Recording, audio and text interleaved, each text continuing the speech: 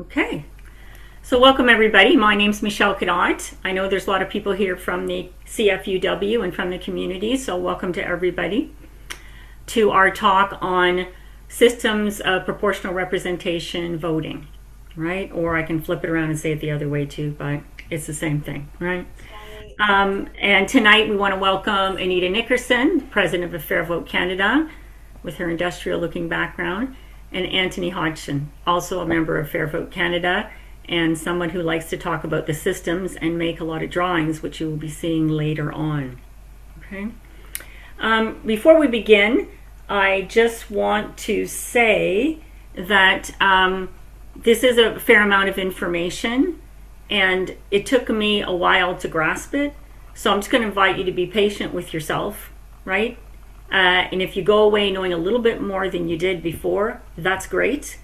You're unlikely to get everything in the first go, but hopefully you're going to leave knowing a little bit more and just understanding the basics of the systems, right?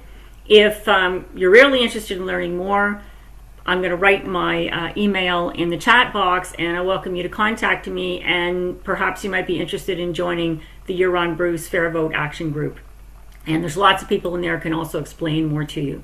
So again, be patient with yourself, take in what you can, and if you miss something, you'll get it the second time around. So Michelle, I just wanted to point out Marilyn Hanson is saying she's unable to hear you. I can hear you, so I don't think it's a transmission problem, but I'm not is there sure what the anybody issue. else that's having difficulty hearing? So Marilyn, you might want to just try the basics of turning up your volume. I'm not sure what else to suggest there.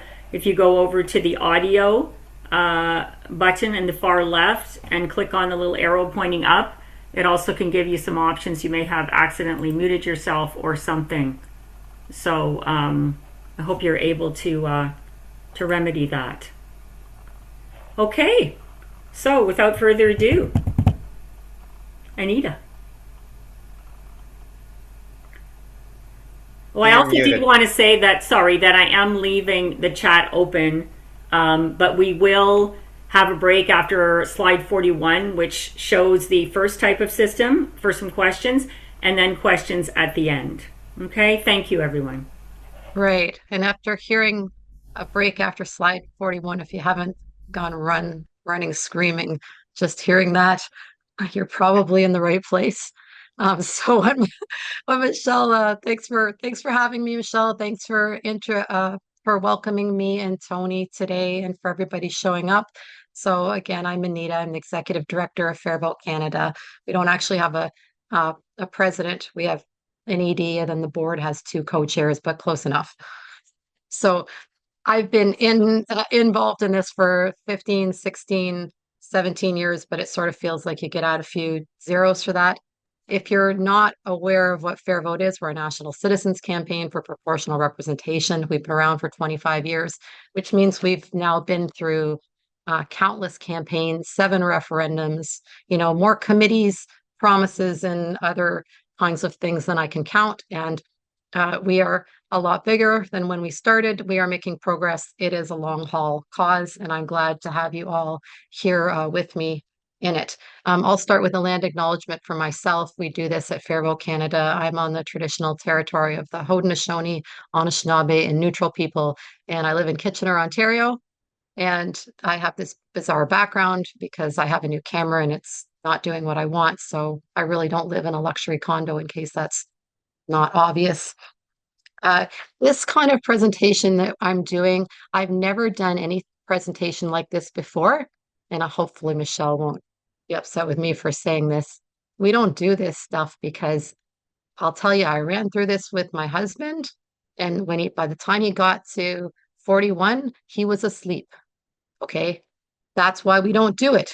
Okay. Because it's sort of like trying to explain the motor in the back of your fridge and not talking about why you might want a fridge and the great things a fridge does, and just talking about how different wires connect and, eyes glaze over. So I really appreciate that you're here. And if you don't get the whole thing, don't worry about it, because you're not supposed to get the whole thing. You might pick up a couple of things, like Michelle said. So I am going to share my presentation here, share screen, slideshow, and I'm assuming everybody can see that. Michelle, can you just nod if you could? Okay, great. All righty. Here we go. So the first thing I really want people to understand, and I just added this right now, but it's just because it's really important for me that people understand this, that we've been at this for over 100 years, and the problem isn't finding the perfect system. The problem is the politicians. So this is a quote from a famous political scientist whose work has been referenced by more political scientists than anybody, apparently, from Harvard. And she said, electoral systems are rarely designed.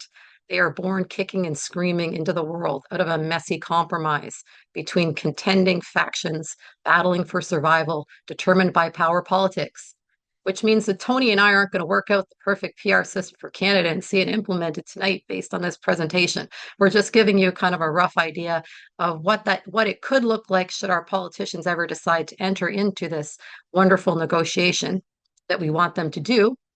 And this is actually how most countries get PR. They get it through a multi-party agreement, which means the parties are going to negotiate and compromise, and they will be in a room hammering out these details. So starting on the eye glazing stuff now, I want to just review a really basic concept of two families of systems. And if you look in a political science textbook, you're going to find a much bigger chart than this, and it'll just go off the page. But for the Fair Vote Canada purposes, we break it down into two basic kinds, your winner-take-all systems and your proportional systems. When you have a winner-take-all system, you're electing one member per riding. If that's all you take out of tonight, and that proportional means you elect multiple members, you're already ahead of 99% of the rest of the country in understanding what this is about. Okay, so winner take all systems, you're only electing one. It's winner take all. No matter how you do it, there's going to be a lot of people that don't get representation. Whereas proportional systems, they try to represent more political views in the community, in the legislature. So which brings me to the second basic, which is proportional representation is a principle. It's not a system. So as much as you hear us talk about we want the proportional representation system, there isn't just one system. 80% of OECD countries have PR, and there are tons of different varieties in how they're designed. The principle is simply that the popular vote and the seats should have a fairly close correspondence. Now, all the proportional systems for Canada that Fair Vote Canada would support are going to deliver the same thing. So for me, getting into these weeds is sort of like going into an ice cream store and looking at ingredient lists on a bunch of different ice creams. You know, they're pretty much the same. Okay, so they're all going to deliver roughly proportional results. You know, if your party gets 30% of the vote, they'll get somewhere around 30% of the seats. It might be a few points more, a few points less. Okay, almost everybody's going to help elect somebody. Whereas in our current system, half the voters don't elect anybody. Their ballot is their message to the universe. You're going to have more choice than you have now. Right now, you know, say you vote for the Liberal Party, there's one candidate for the Liberals on the ballot. If you don't like that person, but you like the party, you're pretty much out of luck. That's your option. Pretty much any PR system is going to give you a lot more choice than you have now. We're going to keep local representation. Every commission, committee, assembly for the last 100 years has started with a couple basic principles, and keeping local representation is always one of them. There's different ways you can keep local representation, but it's a non-negotiable. And electing individuals by name. What I mean is you're not just voting for a party. You know, you're not just picking the NDP and then somebody at the top just picks whoever they want on their list. All the systems we support means that you'll be electing individuals to represent you by name, just like you are now. So now I've made a little chart that show different kinds of proportional systems. And that's what we're going to be digging into today. So this is where it's really good to get your coffee if you're a little bit sleepy.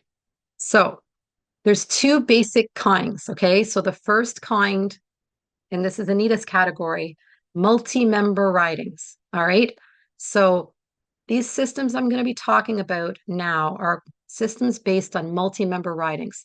This is the most common kind of proportional system in the world, really. This is the basic way it's done. you're combining ridings to elect several representatives. So I'm going to come back to that because it took me a long time to understand this basic concept. I'm a little slow with this kind of stuff. So there's different kinds of ballots you can use to do that. And we're going to talk about the different kinds of ballots and how much fun that is. But the basic thing you need to remember is that you're going to be electing more than one person in your riding. And then after we're done that system and Tony does some looks at how that is going to work in your area, how it could work hypothetically, theoretically, then we'll go on and talk about mixed member proportional, which is sort of in a different category. So again, just to repeat, and don't take offense that I'm repeating this stuff. It took me a long time to understand it. Okay, the big idea is that instead of just electing one MP, you are going to elect several MPs in your riding to reflect the diversity of political opinions that exist in your riding and in your region. And the first system we're going to talk about that we could use to do that is an open list. So again, here we go. Okay, well, I'll start with, I realize now I started with where do they use this? So I grabbed this off another presentation. So this system called List PR is actually, you don't hear about it much in Canada from voting reformers, but it's actually the most common proportional system in the world. This is like the vanilla cake of proportional representation. It's really dead simple, and it's used in places with very rural, sparse populations. It's used in places where people are packed together. It's used all over the place. This is just the basic way to do proportional representation is with a party list. And what I'm going to be talking about here is an open list. Open means that you, the voter, are going to pick who on the list is going to be representing you. The easiest way to get the hang of what this is about is just to look at a ballot. So obviously, if you've really voted, you wouldn't be getting this colorful little diagram. You'd be getting one of those black and white boring kind of things that you get at the ballot box, right? But this is the way to see it, okay? You are going to go into the ballot box. You will see each party. Underneath each party, you will see that they are running a bunch of local candidates. You will put one X by one person, and that's it. What does your X count for? So here you can see I voted for party B here, the blue party. The first thing to understand is that it's a party vote. So I am giving my vote to a party. And then if my party deserves seats in that, if my party gets seats in that multi-member riding, then they'll look at the most popular candidates, and the most popular candidates that people picked from that party will be elected. So let's just kind of imagine, and again, this is different than what Tony will be showing you, which he'll be tailoring it for your area. But let's just take a more typical example, okay? Let's say your riding's electing 5 MPs.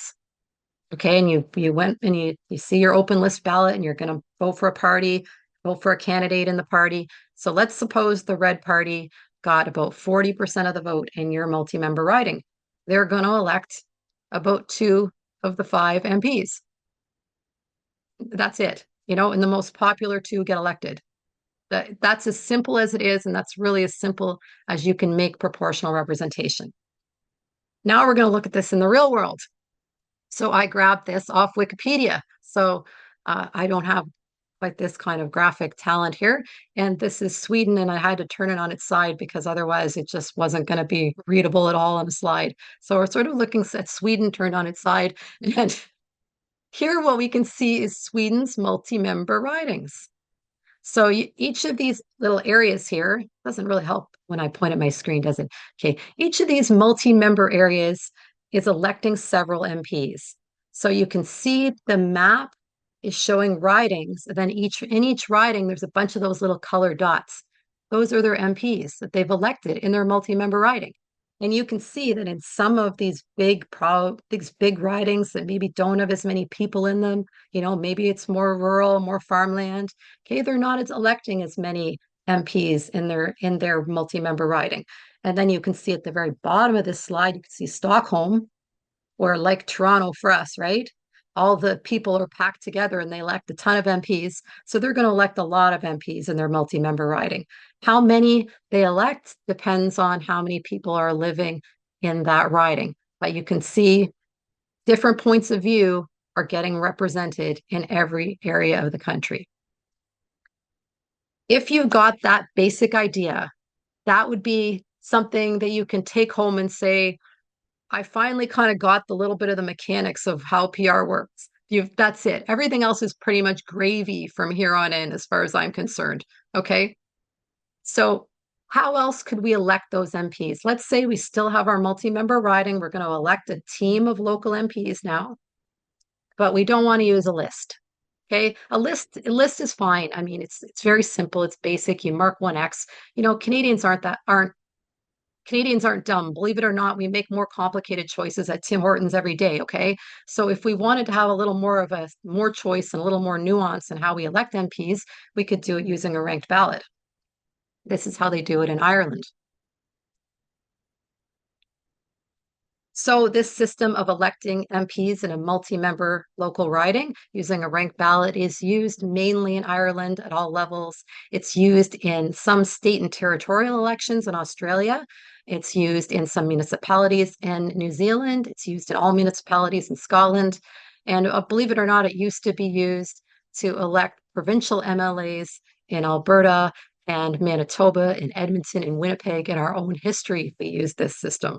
And apparently nobody's head exploded, but the politicians didn't like it too much. Anyway,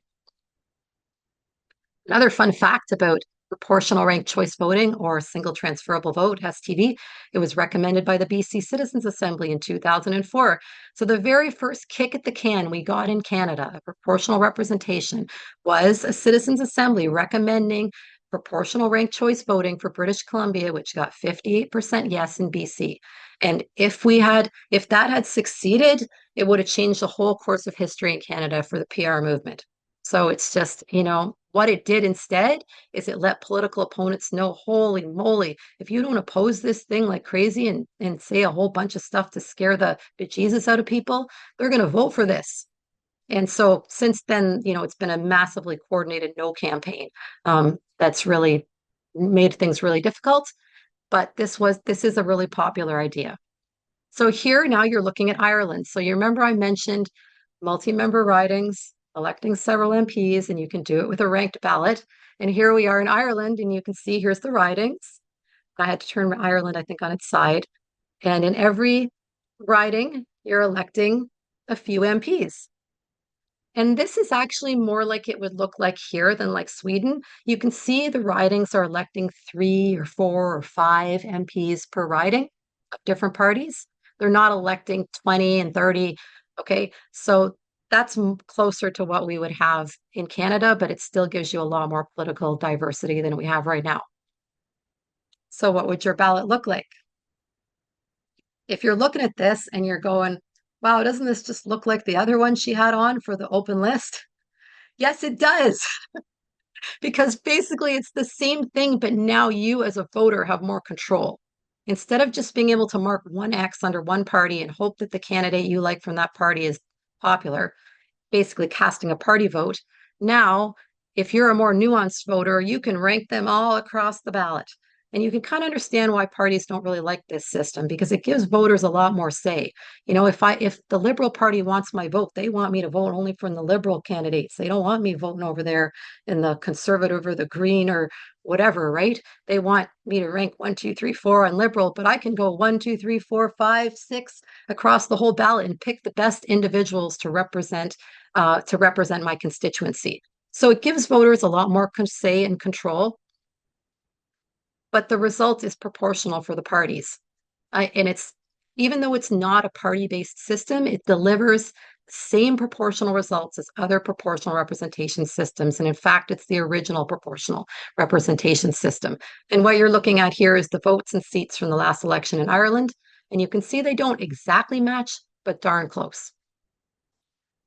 And if you want to have fun on your own sometime, you can look into videos showing you how at school videos and stuff like that on how the votes are counted. It's actually really not that hard. They have kids to demonstrate it, and they have animated graphics for voters in the main newspapers afterwards, so you can see how the votes transferred in your riding and how the 4, 5, 3 people got elected. Now I'm going to move on to the one that everybody says is so complicated. But if you're with me so far on multi-member ridings, then you're going to understand this, okay? So the secret is this isn't actually really a new system, okay? We called it a new system for the sake of being able to say to people, okay, we have a kind of a system that you can use that accommodates some of our hugest rural areas in Canada. This is not a new system. They use this in Sweden, they use this in Denmark, they use this in Iceland, and all it's called there is list PR. They don't have a separate name for it. Okay, so basically, if you get the idea of multi-member ridings, that's what we're doing. Okay, multi-member ridings are the chocolate cake. All I'm doing is I'm going to put on a few sprinkles now, okay? So I'm going back to my picture of Sweden that we already looked at. So here's Sweden with your multi-member districts, each electing several MPs of different parties. But here's the part I didn't show you. These are called top-up seats or leveling seats or adjustment seats or any number of geeky terms that you can make for them. All they are is a little sprinkle of extra MPs on top of your chocolate cake that makes everything okay. Well, it doesn't, that the analogy didn't really work. It doesn't really make it taste better. It makes everything more fair. Okay. So why would we want to do this? If we're already electing 3 or 5 MPs per riding and the results are proportional, why would we want to add a small number of these top-up seats, these adjustment seats? Okay, I'll show you why. Because in Canada, we have very unique geography. We have places in Canada that are so huge that it's really hard to combine ridings. Okay. I can't take Nunavut and Yukon and Northwest Territories and combine them into a multi-member riding. I mean, it's kind of ridiculous when you think about it. I mean, you just can't do that. And there are some places in Canada you just can't do that. So what happens? Does that mean that those people don't get any PR? They're just stuck with their single MP elected by first past the post. And if they don't like it, they're out of luck. That's what the adjustment seats are for. It's to level everything out and make it fair for everybody. So just to show you on a map what I'm talking about, if everybody's hopefully still following me.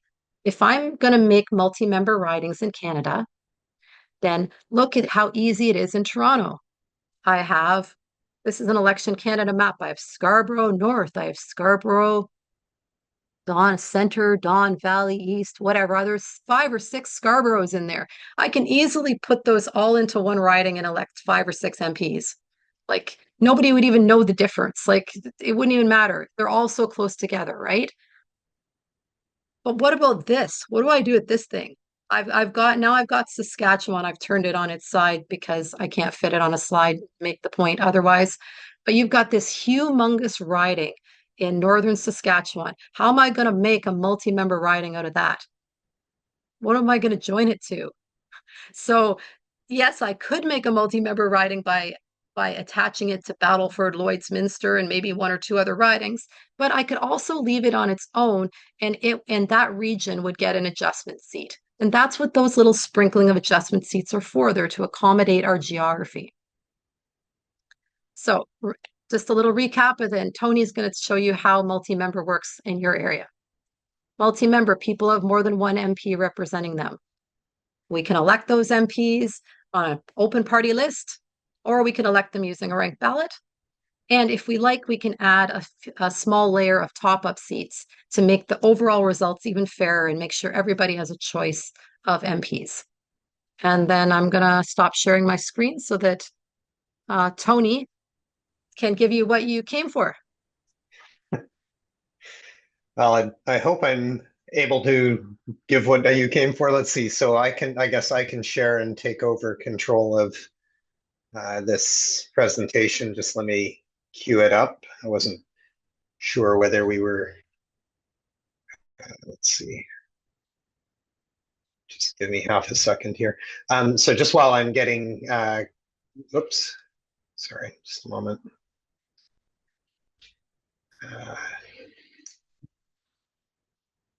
Just going to go to that slide and start the slideshow before I share it.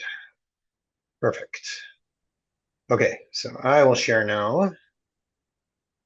And hopefully this will come up for everybody. Oops. Tony, you Yeah, might want to introduce yourself too and just I will, say, and I will in a sec. I okay. just want to make sure I've got, whoops, that's the wrong one. My apologies here. Okay, is this showing for everybody? Okay, perfect. Yeah, so just a quick introduction to myself. In my day job, I'm actually an engineering professor at the University of British Columbia, but I've been volunteering in this area of voting reform for about 20 years now, and I got involved at the time of that Citizens Assembly in BC that Anita was talking about. And I'm currently serving as president of Fair Voting BC, which as an organization actually predates Fair Vote Canada. We started with some people who were advocating to with Gordon Campbell, who was then leader of the Liberal Party, who had suffered a sort of wrong winner election where the NDP had won more seats on a smaller percentage of the vote. So he was quite upset about that, and a lot of people in BC were upset about that. And so a number of people actually from very different partisan backgrounds came together and said, look, we really need a fairer voting system here, and convinced Gordon Campbell to make a promise in the election campaign of 2001 that he would institute a citizens assembly to look at this question and then to put the resulting recommendation to a referendum vote, which Anita pointed out the result of earlier. So, whoops, I think I'm just going to stop my share for a moment. I think I'm actually at a different point in the presentation than you wanted me to be at right now. You wanted me to go back to the one on multi-member districts, right? I think Tony, do you want me to bring up mine and then you can just tell me when to switch slides? Yeah, that I might never make sense. I never thought of that before, but why not, This right? flip is a little awkward. Yeah, Okay, yeah. Everybody can see that, right? So yeah, here. Okay, yeah. So I guess what I was asked to do, so our Fair Voting BC has worked a lot with Fair Vote Canada over the years. We've worked with a number of different people, including Byron Weber Becker, who's teaches at the University of Waterloo. And we've done simulations galore over the years. And so we're very used to trying to look at the actual voting outcomes in different places and trying to give some sense of what might have happened had we been using a different voting system. And so I was asked to look at what might happen if we had had a proportional voting system in your part of the world at the federal level in the last election. And so just looking at Ontario as a whole, of course, this was the map that resulted. You see all the individual ridings across the province, and you see this sort of grouping. We refer to this as regionalization. And because of the way our current voting system works, on average, only half the voters get help contribute to electing the MP who gets elected, and the other half of the votes just go nowhere. And this sort of frustration that half the voters feel of casting their vote and having effectively no voice in Parliament as a result of them participating in the voting process is really what animates most of us. I think we feel it's very deeply unfair. To me, it's essentially as unfair as it was to exclude women from voting. So we had 50% of the adults having zero influence on our parliament. And in fact, Switzerland very ignominiously put that question to a referendum where the men turned down the request of women to have the vote. And it took another 10 or 12 years before society as a whole caught up and decided actually, yeah, it is right to include everybody in our democratic processes. So basically, that's what we're arguing for. We're arguing for everybody to be involved, to be represented in Parliament.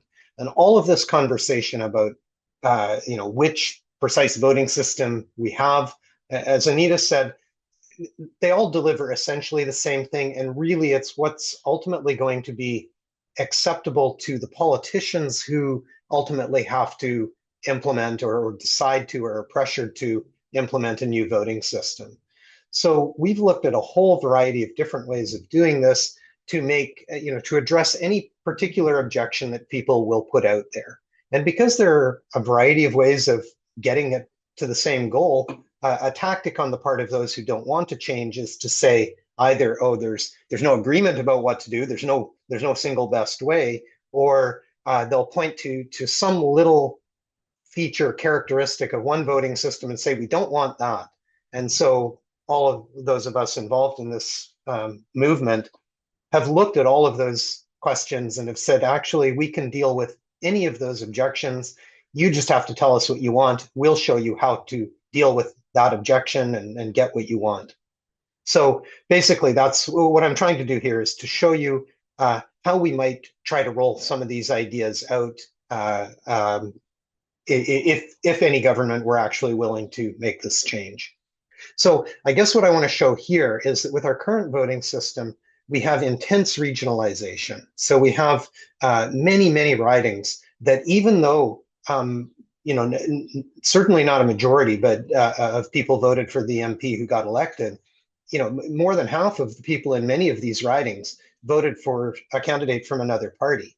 In your particular part of the world, it's actually pretty two-party based. I think, over your region as a whole, about 43% of people vote for the Liberal Party, 49% voted for the Conservatives, and there are just a few people who voted for other people. But, obviously the outcome in Ontario was completely binary. It was either Liberal MPs or Conservative MPs, and you can see that really the Liberal MPs got elected in the urban areas, and the Conservative MPs got elected in the more rural or suburban areas. And that's basically, that sort of intensifies the differences between people. We're not actually as divided as we appear when we look at this electoral map. So let's go on to the next slide. So I just want to talk briefly. Sorry, can somebody move that forward, Anita or Michelle? Thanks. So I just wanted to start by showing you, in a little more detail, the part of the world I'll be talking about right now. And of course, that involves your areas up in Huron-Bruce and Bruce, Grey, Owen Sound. So, we have these kind of interesting geographic bounds. Some of them are very small in the cities, and some of them cover a lot of area in more rural areas. If you go to the next slide, I'll show you basically where this comes from. The next one is a population distribution map. So this is, I don't know whether it's counties or whatever the requisite, the relevant unit is here, but it's sort of the population density, people per kilometer squared in different areas. So the next slide will sort of rotate that and try and align it with this map. So if we just go forward one more, what you see, obviously, is that the smaller ridings are in the places where the population density is higher. And that's just because we have this principle that of equality, that you should have approximately the same number of people per MP in Parliament, no matter where the MP is elected. So necessarily in less highly populated areas, you have to have a greater region. So this is overlaid. We can go forward one more now. That just sort of shows how this all works out. So I want to talk then first about what Anita referred to as the multi-member district approach, or the open list approach is one of the ways of implementing this. And what you can see, I've also put in this 100-kilometer mark here. So, if you can drive at highway speed, that's how far you can get in an hour. Okay, assuming that you can go straight from one place to another. Of course, the roads sometimes wind, so that may not be true. But certainly, this is not northern Saskatchewan. Even where you are, it's only a couple 100 kilometers across the whole riding. So we're not talking about really huge areas. Okay, can you hit the forward button? I think I've got a couple of animations coming up. So if we were to think about maybe creating some multi-member districts, these are some sort of plausible groupings that one might imagine. And I'm sort of showing these as circles because, of course, an electoral boundaries commission would probably not just take the existing boundaries, but they might say, okay, if up in the, in Huron-Bruce, Bruce, Grey Owen Sound, we wanted to create a 2-member riding, where would the appropriate boundaries be? And I don't know whether they would agree that it's just the consolidation of what the current 2 are. So I'm just sort of showing this to be somewhat suggestive. So, obviously you sort of start from some limits. So if you went all the way down to Windsor and started saying, well, what's 5 ridings worth of people?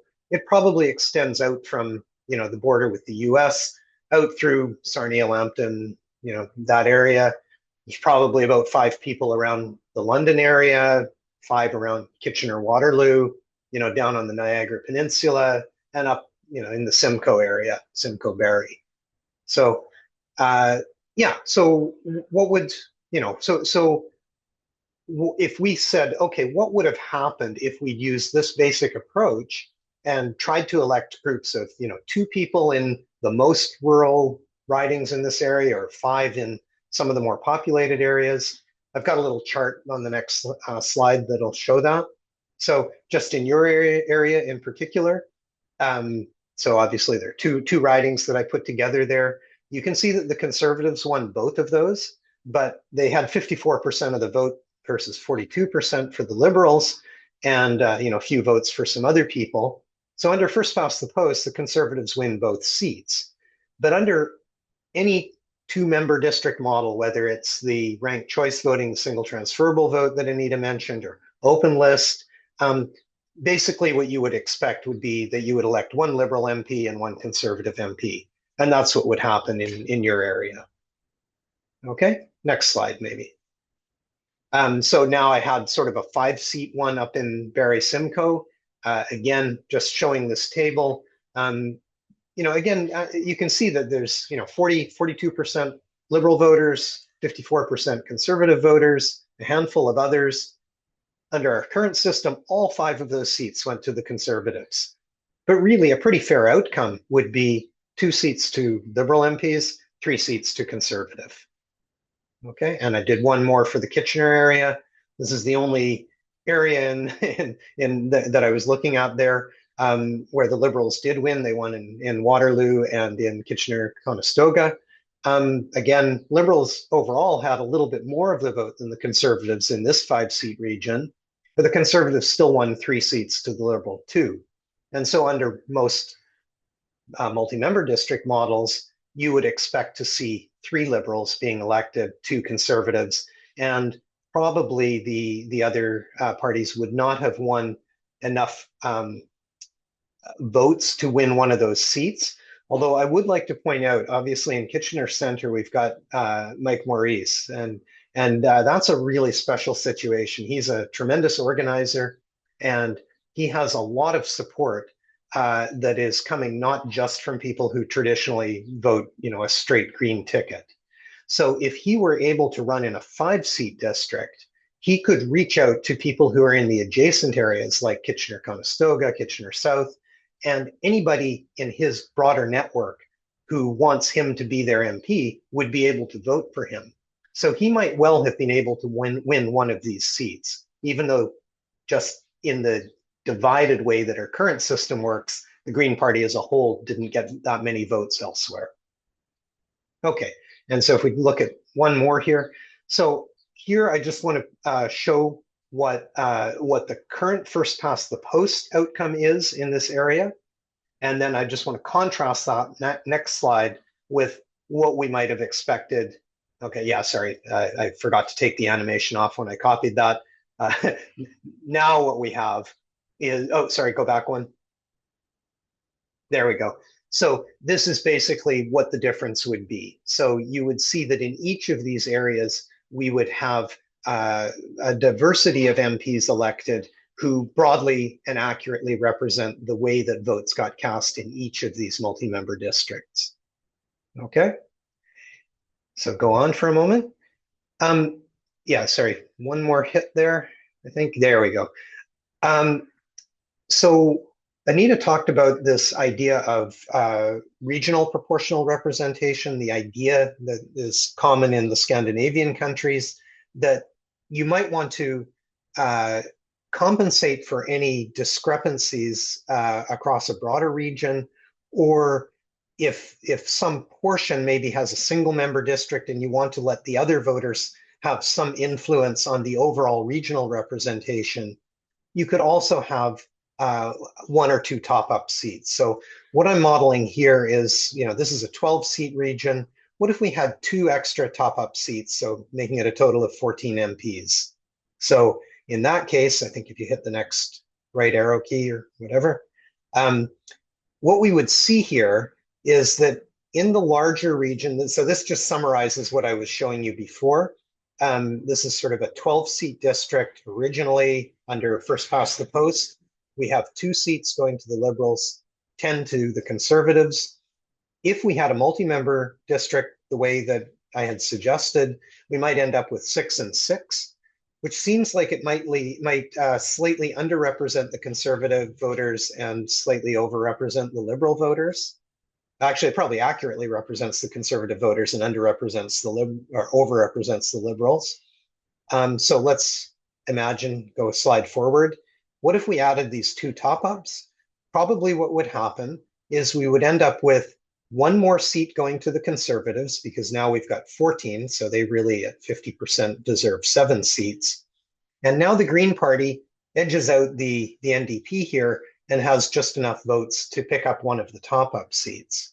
So adding together that Green Party support across the 3 multi-member districts is enough to let them win that last seat. And so I think if I go to the next slide, I think I've got a pictorial representation of that. Yeah, sorry, I screwed up on the animation there. This is the top-ups. So under that scenario, you'd have the 6 Liberals and 6 Conservatives elected in the multi-member districts, and then 2 top-up MPs, again, probably Mike Race, and then another Conservative. And that would balance everything out. And I think that's the end of what I was going to say about the mixed member. Oh, yeah. And then just to say, if you were to use this kind of regional representation idea across more of southwestern Ontario there, then maybe you've got another 10 or 12 seat district down in the southwest part, maybe another, I don't know, 13 seat district over in the Niagara Peninsula up through Hamilton. Yeah, all of this, of course, would be sorted out by an Electoral Boundaries Commission, but I'm happy to talk about that later. Thank you, Tony. That brings us to the end of the multi-member district section.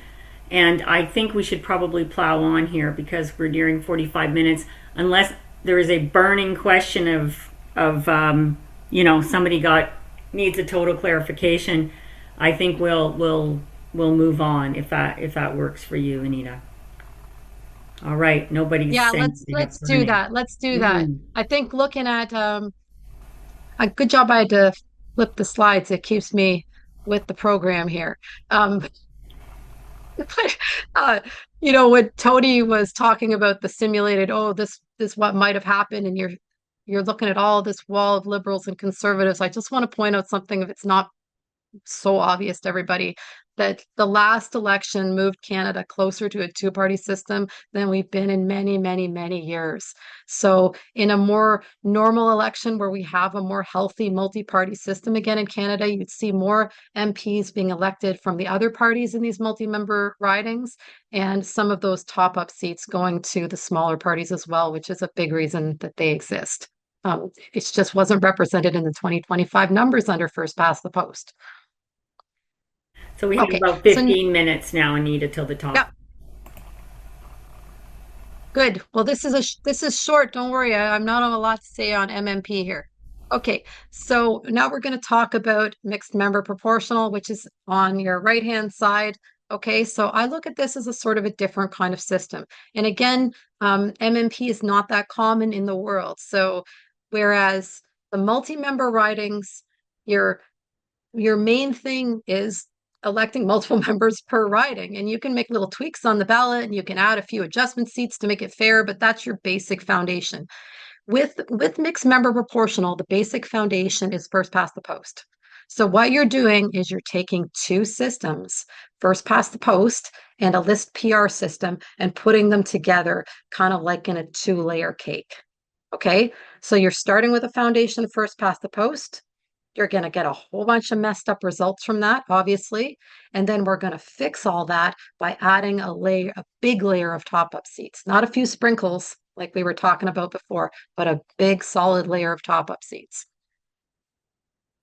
And here I've tried to put that in a little picture here. So, I mean, these percentages are just guesses, but for most models we've seen of MMP for mixed member proportional MMP for Canada, you would elect about 60% of the MPs, just like you do now, electing one MP per riding using first past the post.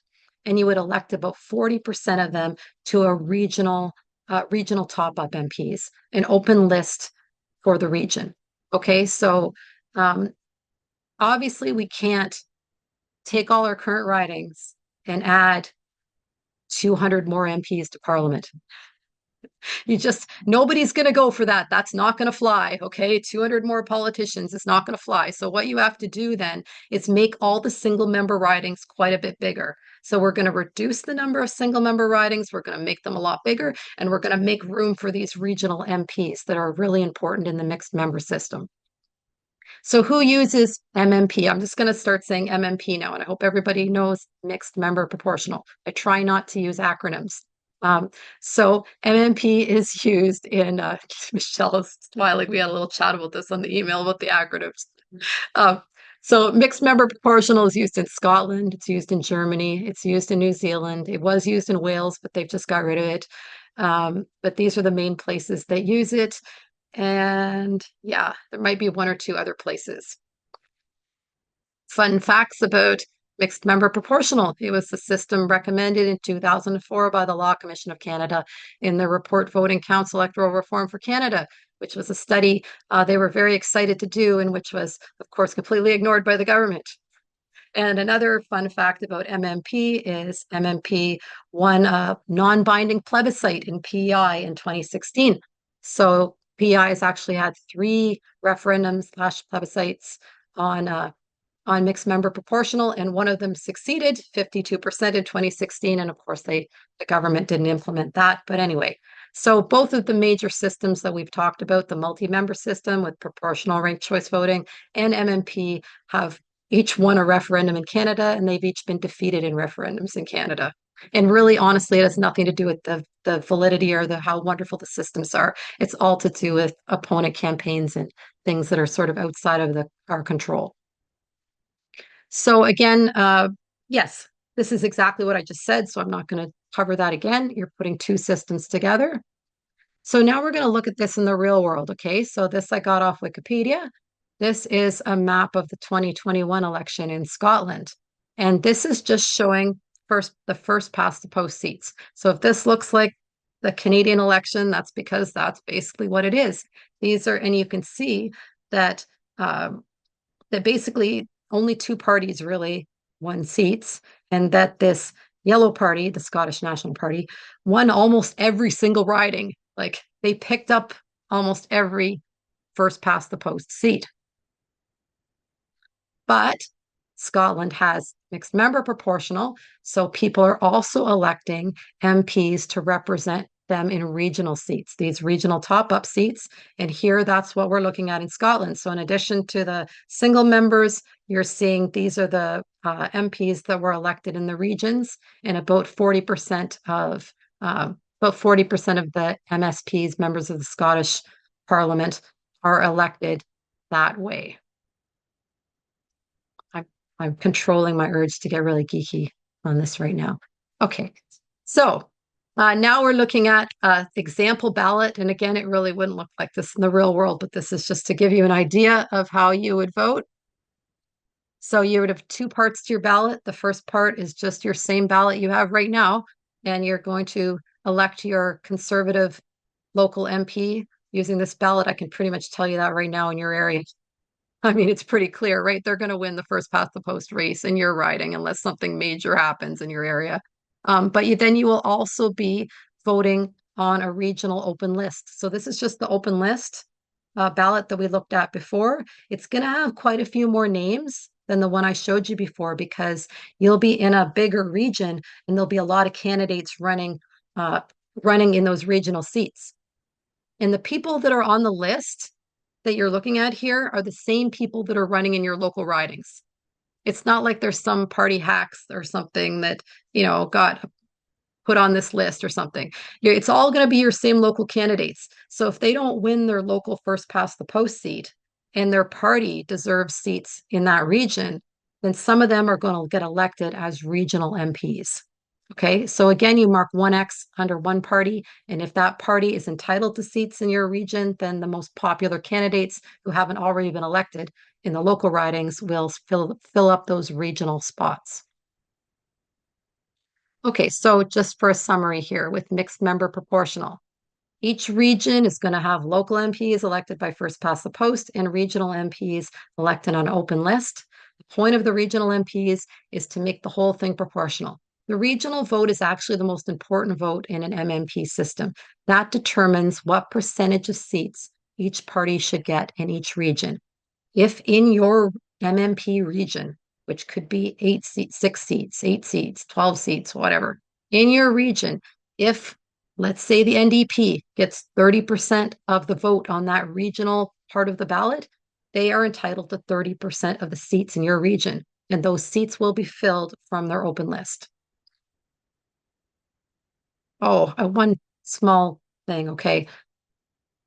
One of the challenges with this system, as popular as it is in Canada, it's the most well-known system. It's the system that's supported by the NDP. It's the system that most people have heard of.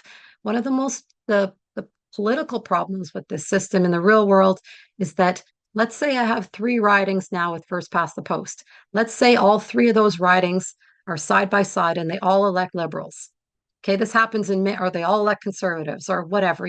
One party will win every seat in a region, right? You're going to take those 3 ridings and you're going to do a boundaries commission and you're going to make them into 2 bigger ridings. Guess what? Somebody's riding just disappeared. Some MP who's sitting in a seat right now, all of a sudden their riding vanished because those 3 ridings got merged into 2 bigger ones to make room for the regional ones. And they look at that map and they're like, whoa, I don't like this system. So you can see it's not just party self-interest that comes into play, but the self-interest of the individual incumbents. And that's one of the challenges. That's one of the reasons why the voting reform movement has worked really hard in the last 10 or more years to design systems that make it politically easier, that if this parties ever get to the negotiating table, they have options they can negotiate with that are easier buy-in and don't present as much caucus pushback. And now Tony's going to show you how mixed member proportional works in your area. Yeah, thanks, Anita. I think that's really important, that last point. And so one of the impetuses behind any of the multi-member district proposals, aside from the fact that the BC Citizens Assembly recommended it, is that if we made a switch, every incumbent could run again. So you don't have to, then somebody's still maybe going to lose a seat in a region, but the voters are going to decide not the nomination process in their party. Okay, so just going back to this map that we looked at again, so we could go forward, and we're going to play a very similar game and say, how would an electoral boundaries commission start looking at this process? So if you go ahead and hit the right arrow, please. There we go. Oops, yeah, so again, I sort of forgot that I copied some slides and forgot about the animation. My apologies. But if we look at the first one that is drawn up there, the commission is going to be looking to kind of group together approximately 2 ridings. So as Anita said, the usual recommendation is sort of 60-40%, but if you just sort of think of it as nominally about 1.5 to 2 ridings, that's what they're going to look at. What I've done here is across this whole southwestern Ontario view, I've basically looked at pairs of ridings. I'm just going to split it sort of 50-50. And this is just for illustration. Of course, a boundaries commission would do something different. So in your particular area, it seems reasonable to try to group together Huron-Bruce and Bruce Grey Howe Sound. And the idea would be that one MP would be elected there, and then that would free up one MP to be elected at a more regional level. And so similarly, Simcoe North Barrie Springwater, Simcoe Grey, Dufferin Caledon, we could talk about where it makes most sense, but basically in cities where there are two adjacent ridings, just group them together, and in the space, the more rural or suburban areas, you have to think a little bit more about where you want the specific boundaries to be. Okay, next, please. So in this particular grouping, then we would also probably want, I forget exactly how many seats were in that whole area. I think it was about 32 or so. So the idea, or 35. So the idea would be you might have two broad regions of approximately 16, 17, 18 seats. And so this is just a sense of what an MMP region might look like. There might be one across the southern part. There might be one up on this sort of northwestern part outside the Greater Toronto area. Okay, next, please. So again, zooming in on some of these ones. Yeah, thanks for tapping the, the right arrow. Sorry for making you do that. Just keep going until it all gets to something interesting. So again, these are just things that we might consider doing. So zooming in now a little bit more up in your neck of the woods, let's look at the region that would include Huron-Bruce, Bruce Grey Howe Sound. Again, sorry, just back one. That shows the current first past the post outcome. We saw it before, so we can go Am forward. I on the right part, Tony? I'm keep clicking. I have a feeling I'm not on the right part. Yeah, you went one more than I wanted, but that's okay. Just keep going. It's all good. Do you want me to click again? Okay. You can click back and see where we are. What I wanted was that I had the the results of the last election just as a reminder. Oh, you mean click forward? Oh, okay. Like Yeah, this. sorry. There, that's it. Perfect. So this is what actually happened in the last election. So now if we keep going forward, yeah. So just overlaying again these single member districts now, roughly every current pair of ridings. Okay, so what would happen? Let's go forward one and see what would happen on the if we had switched over to MMP. So now we would only be electing one person in each of these ridings. So that was a region of 16 total ridings right now. Sorry, yeah, I'll just leave it there for a sec. And yep. So as Anita pointed out, because Conservatives won both seats where you are, they would almost certainly win the one seat that would be there under MMP. And same for most of these other areas. So it looks very much like that map of Scotland that Anita showed. So if we go forward, we'll just sort of look at that tabulated. So what we see is that under first past the post in this 16-seat region, again, the Liberals have 43% of the vote, Conservatives 49%. Under our current system, the Liberals only get 3 seats and the Conservatives get 13. In this 8-seat single-member district, the first tier of MMP, the Liberals would win 2 and the Conservatives would win 6. But then we add, in this example, 8 top-up seats. And to make that work out well, we would probably want a total of 7 for the Liberal, 8 for Conservative, and 1 for the Green Party. And so that means that the top-up seats go 5 to the Liberals, 2 to the Conservatives, and 1 to the Green Party.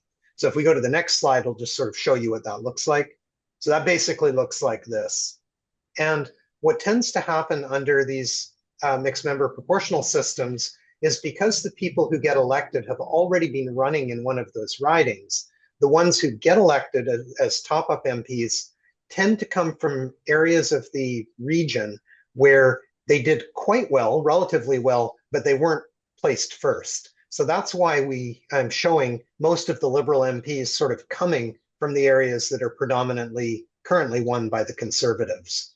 And of course, it's still probably Mike winning the Green seat in Kitchener, right? So That's what's going on there. Okay, so I think that's all I had to say about MMP. I did have, yeah, sorry about that again. I did have the 4 more slides, but those were just sort of reiterating what we've already seen. So I think in the interest of time, I'm just going to ask you to go on. Okay, let me see. Oh, and that is it.